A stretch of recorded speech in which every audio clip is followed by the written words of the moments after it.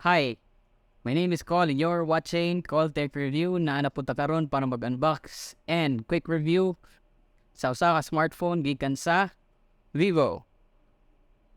So muna balik. Vivo. Alright, so ang naa na to karon kay usa ka entry level smartphone gikan sa Vivo.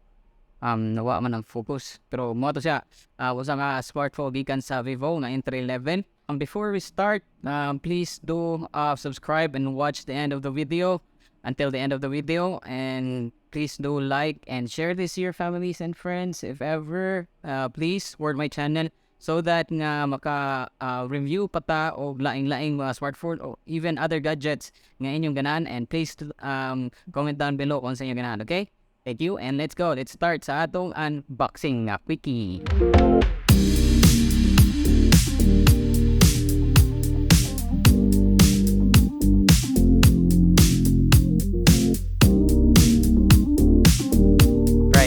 Tara, box, usual, box,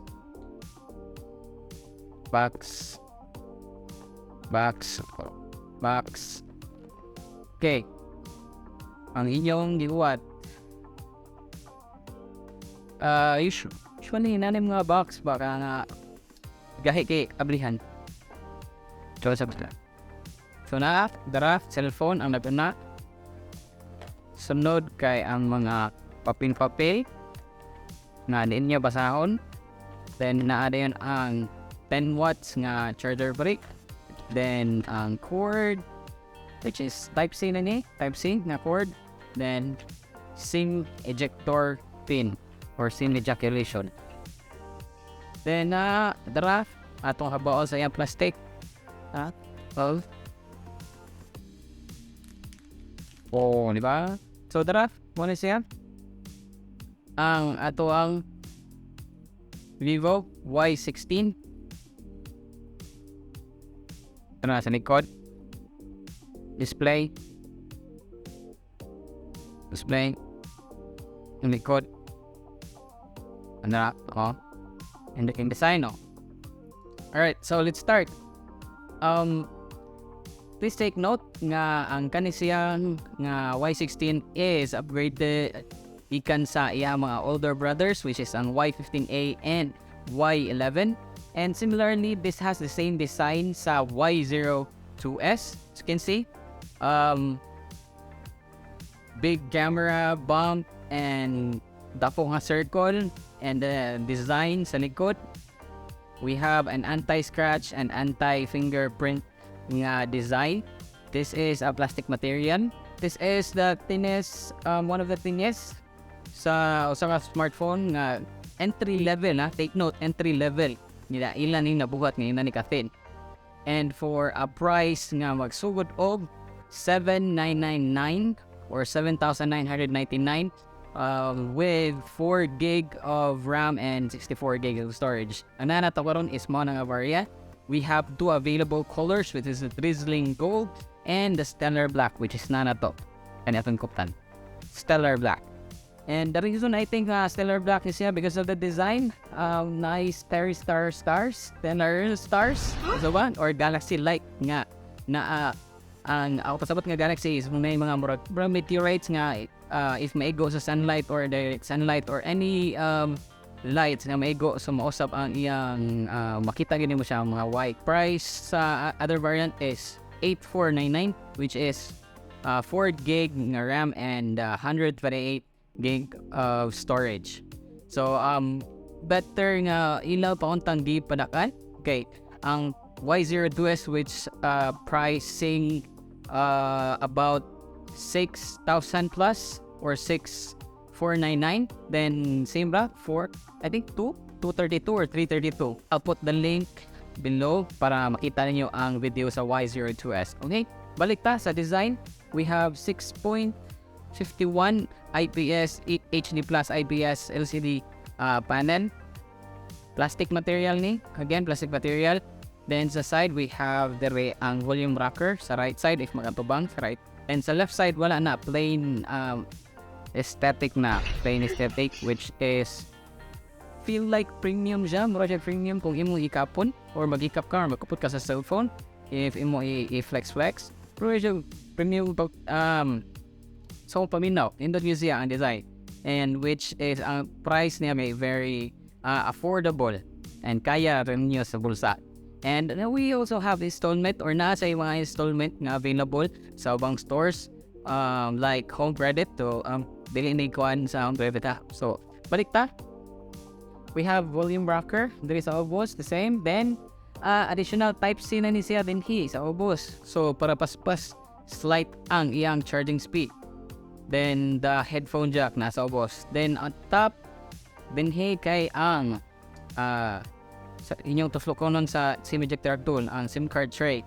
So dual SIM, nano SIM, then expandable storage nga naapod na ni din sundan na to sa camera. By the way, nani side mount fingerprint sensor. So yan na ka din ana pislip back sa camera. We have at the back or rear kay natay 13 megapixel, natay 5 megapixel, and natay 13, 2, and then 5 in front. Nabali na nun 5 megapixel sa front. And sa atong rear camera kay naka-equip siya ng autofocus. Anything na mag-video mo kahit sa inyong videoan, then na siya slight optimization sa camera gikan sa Vivo nga mo autofocus siya og dali. That's a good thing sa kaning mga price point. Hindot ka na, di ba? So entry level lang gani na mga features nga ginlan di apil. Okay, biyaton the usual nga front cam video nga within the video. Ito what front cam day. Dara. Oh, di ba? Hindot ka na. Hindaw na. Oh, hindot ka na. Diba? Like, hindi kayo ganaan o may nani nga design na itong mga third eye nga may ito. Pero sa ibabaw, grabe kanipis ang bezel, no? Kung imo tanawon, natay gamay nga slight nga chin lang diri sa ubos. Pero sa isig kakilid, grabe kanipis ang bezel niya. Pudiriyo, curve jig kayo. Very curvy gid kayo siya. Grabe pagkakuan ani sa mga nga price point, di ba? Nindot kistanan, dig-anan, scroll. Yung scroll, kita kayo tandan. Kita kayo ang imong mga gipangbuhat sa una. Kita kayo ang imong gipangbuhat kung asa ka karon. Sunod kay ang atong performance.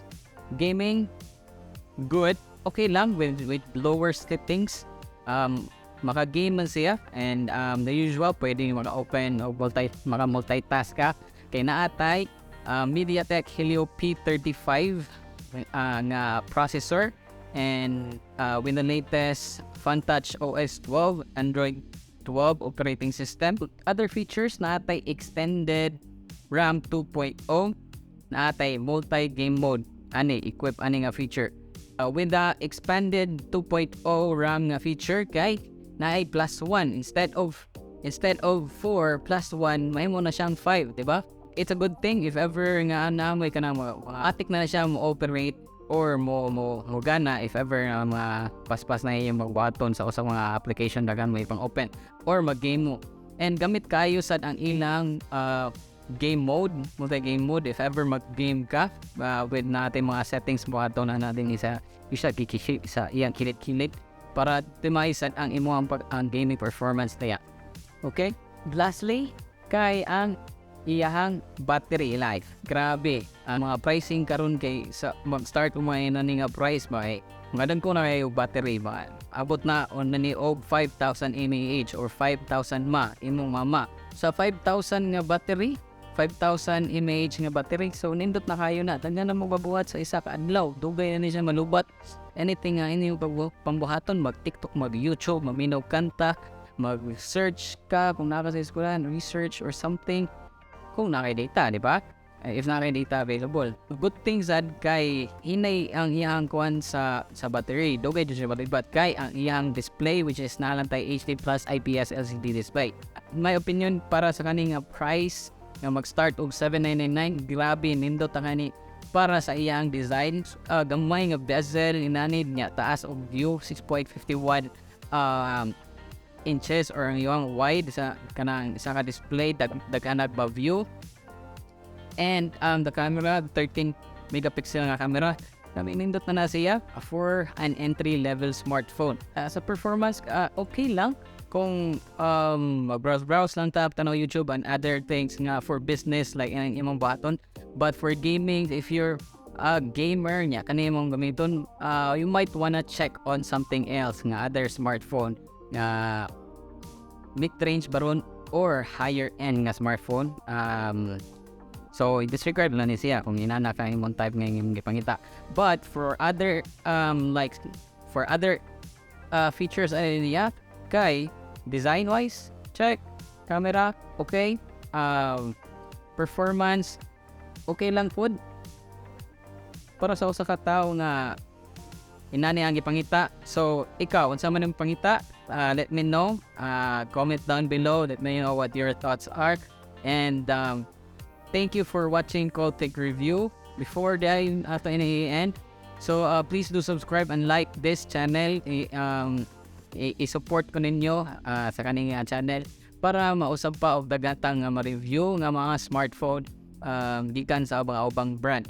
And share this to your family and friends.